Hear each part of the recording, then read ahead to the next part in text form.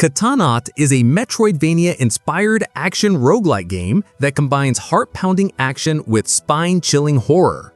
Developed by solo creator Void Maw Games, it draws inspiration from Dead Cells for its precise combat, Dead Space for its eerie setting and eldritch terrors, and Ghost Runner for its cyber ninja protagonist. You play as Naut, a cyber-enhanced operative thrust into the bowels of a colossal space station that's spiraling into chaos. What was once a hub of human activity has devolved into a labyrinth of flickering corridors, infested with twisted abominations that were formerly crew members. Environments shift from sterile sci-fi halls to grotesque, flesh-warped nightmares, with subtle lore drops through scattered memory fragments. These fragments aren't just collectibles, they piece together the station's downfall, hinting at experiments gone wrong and otherworldly forces at play. The story unfolds procedurally across runs, encouraging multiple playthroughs to uncover secrets. Katanaut offers a roguelite structure as usual, which gives you both punishing and rewarding experiences. Each run begins with you navigating the station's procedurally generated levels, which incorporate Metroidvania-style exploration. You'll unlock new areas via elevators, using salvaged memory fragments to progress between deaths.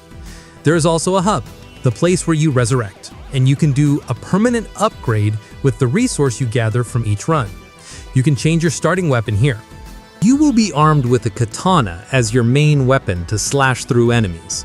Although it's fun to slash the enemy with a katana, whatever katana you choose, the attack does not quite have that impactful for giving a high, satisfying level when slaughtering the enemy. Apart from a katana, you will be equipped with a secondary weapon that varies in type. Pistol and shotgun for long-range attack, an orb that gives you a shield, or an additional katana that gives you a quick slash. This secondary weapon has its own ammo that gets filled when you hit an enemy with your main weapon. You can chain attacks into special abilities like energy blasts or area of effect spins, but I think the skill is quite unbalanced. Some are underpowered and the other are very reliable. It's not strange if you hook easily to a certain combo of skills that you can fill in your 2-slot skill. There are also perks, syringes, and upgrades that let you customize your loadout, like boosting attack, dash speed, or adding elemental damage in each run, although it's not as deep as the boon system that you find in Hades. There is also a stamina bar to force you to use a strategic approach rather than smashing buttons like a barbarian. Main weapon and ability have their own stamina cost, so you must smartly land an attack on the enemy. Although there aren't many, the enemies you can defeat vary. From slow zombies you can bully, fast tentacle things that dodge your swings, or big bruisers that force positioning, forcing you to mix melee with ranged options. You will also face a boss fight each time you finish 2 areas with their distinct look and attack pattern. Visually, Katanaut uses pixel art that brings detail and atmosphere of horror to the space station.